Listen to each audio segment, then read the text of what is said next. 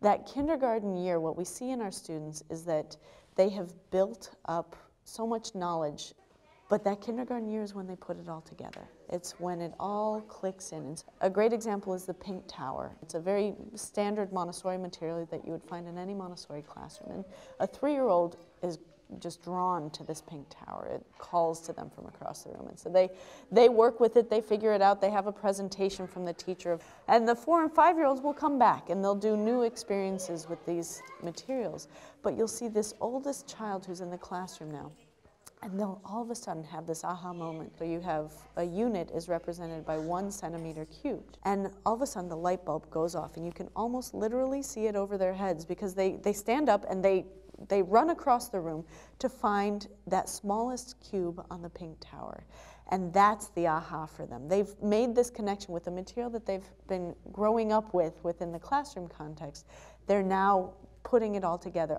But it really is this time for children to bring together all the different parts of their development and have that great benefit of being the oldest children in the class, of being the true leaders of the class.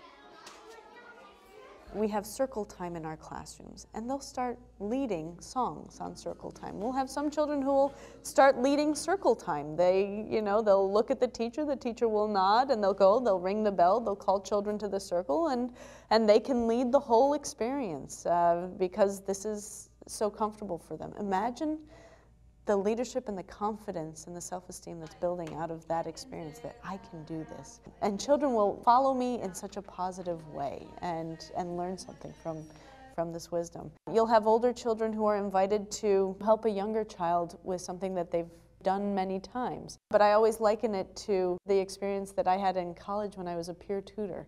I had a few subjects that I did really well in. And because I did well, I was invited to become a peer tutor. I find that even to this day, those are the subjects that I still remember the content the best, because it wasn't just about remembering what I needed to pass the test. It was really having to reinterpret what I already knew for someone else who wasn't understanding it the same way and with the same ease that I had already done. I had mastered it, and I had to reinterpret it to someone who was still at that beginning stage. You can see the same kinds of learning experiences happening for these older children as they get the chance to be mentors and guides for the younger children in the classroom. It's learning on a totally different level, academic still, and still showing academic gains, but really on that social, emotional, and human level, that I can make a difference in someone else's life. You can see that pride coming through in the children as they go through their school experience.